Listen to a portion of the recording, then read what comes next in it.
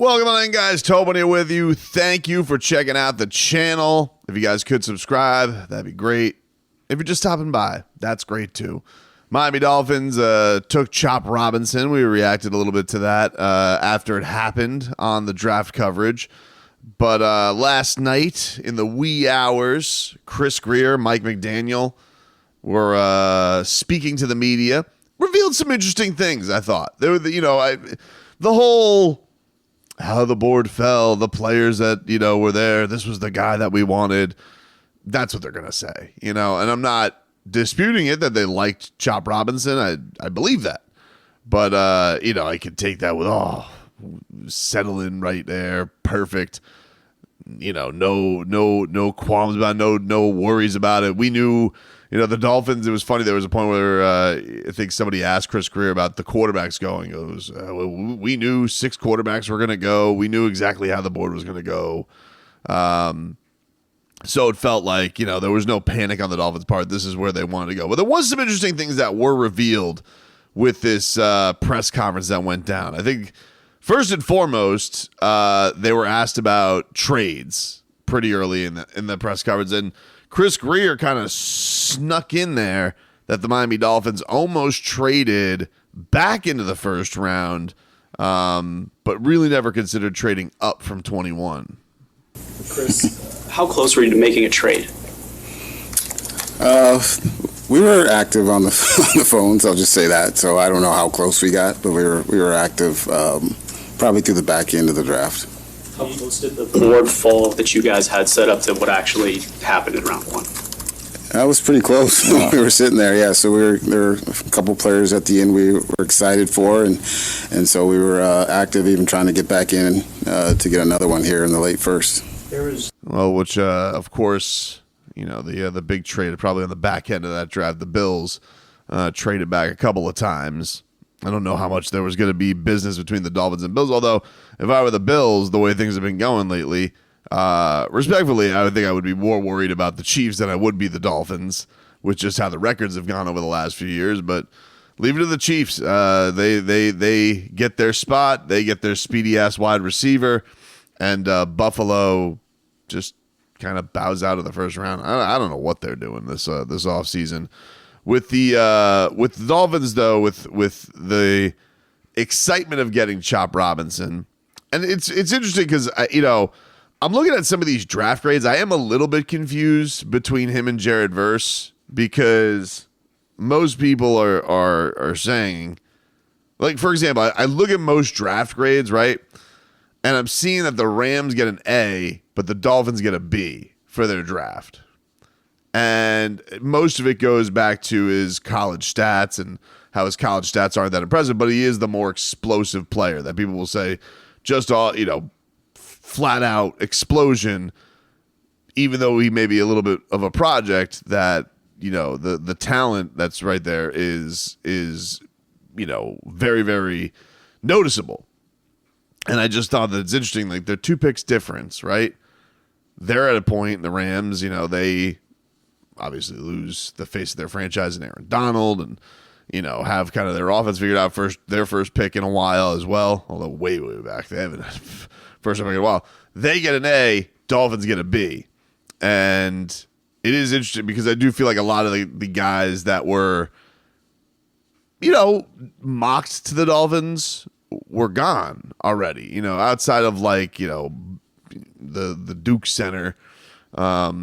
The Oregon center hasn't gone off yet. Johnny Newton hasn't gone off yet. I don't know if they'll get to the Dolphins at 55, but I just have found that interesting reading up on the grades this morning, and then people reacting. Nobody really has a very polarizing reaction to it. They're just like, yeah, nice explosive player, kind of a project. But nobody's. I haven't seen really anybody hose down the pick. Nobody said it's a terrible pick. Everybody seems to think that this guy is a first-round player, and the Dolphins didn't reach here. I think everybody is just wondering, like, all right, well, based on the need of offensive line and other places, was this the best utilization of the pick? It was interesting, though. They talked about his versatility in this post-draft round 1 press conference, and Chris Grier did bring that up in his pre-draft press conference about how they like versatile players. that they can, utilize him in a bunch of different spots. And Mike McDaniel was talking about, even with Chubb, Jalen Phillips on the men, that this is the point where he goes, you can never have too many pass rushers. All scenarios are live. I think it's key to remember, that team, if they just had too many pass rushers, that was their problem. That's never been said. So I think that's the common denominator is you know that you're adding to your team. You feel great about that, and you let the players kind of set the orchestration of all the multiple things you can do. But I know our coordinator is not afraid outside the box, so he might be playing corner. Who knows? Well, listen, I think that's a cute little joke from Mike McDaniel, but I think with everybody worried about where Cam Smith was last year, I don't know if it's time for that kind of funny body. So very, very interesting. I think the other interesting thing that probably came back from this, Dolphins possibly were trading back into the first round. Mike McDaniel not worried about, it's not like when you draft a wide receiver, yeah, there is only one football. No defense is gonna be worried about. Well, we only got there's only one quarterback to go get. Like the more the better, the more menacing your defense can be. And that's knowing that he probably will become a better player.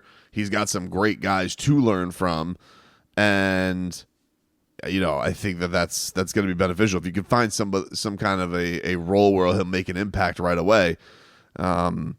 It could be, it could work out for Miami. So again, I'm not in the point where a lot of people are freaking out. The interesting though is I wasn't surprised that the Dolphins didn't take offensive line simply for this reason. We were talking about this, me and Leroy, in the breakdown of this whole draft. And if you had looked at how the Dolphins had set up their offseason, there were no flashy moves for the offensive line. There were no flashy moves really for the defensive line. Brought in a lot of bodies. They made some signings that were like, okay, not everybody loved them, but you kind of have to trust the coach there on the O-line.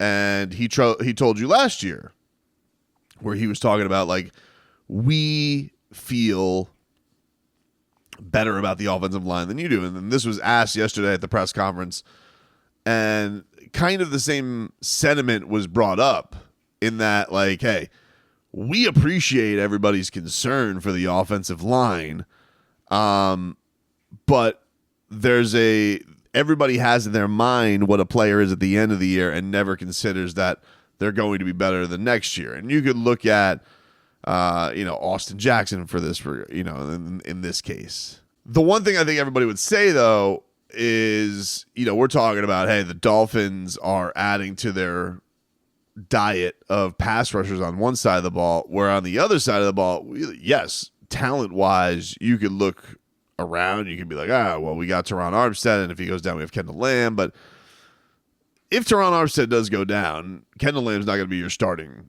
left tackle next year. You're not going to do a Jesse Davis where you invest $3 million in the starting left tackle. That would be crazy for your quarterback. And that's I think the thing everybody wonders is like, wait. So are you just going to punt until, next year when you have to draft a left tackle? Or are you going to go try and sign a left tackle next year? Because it's probably Teron Armstead's last year. And also, he's, a half a year player, basically. You really don't know how much he's going to be able to give you. I think in all honesty, his injury and his health is probably the biggest concern. Though the grades weren't great on Aaron Brewer, who they brought in, you could give the Dolphins a little bit of a mulligan on that or a little bit of a pass on that because nobody really loved the Connor Williams signing either, and that seemed to work out pretty well. And if you're going to look at pure improvement, listen, I'm not the biggest Eichenberg guy in the world, so you're hopeful. Like, I guess you can look at him and say, hey, why can't he do what Austin Jackson? I think the difference being is, like, Austin Jackson's kind of had that spot and that spot alone. And the injuries, I think, were the biggest concern out of anything. Eichenberg, they're just moving him all over the place. So I don't know what will end up being his home. I hope it's never center again with those damn snaps. But, we'll see. This 55 coming up, which will be the Dolphins' last pick for a little bit in this draft, unless they trade back into, the third round, fourth round. Everyone's going to be kind of, I think, looking at it.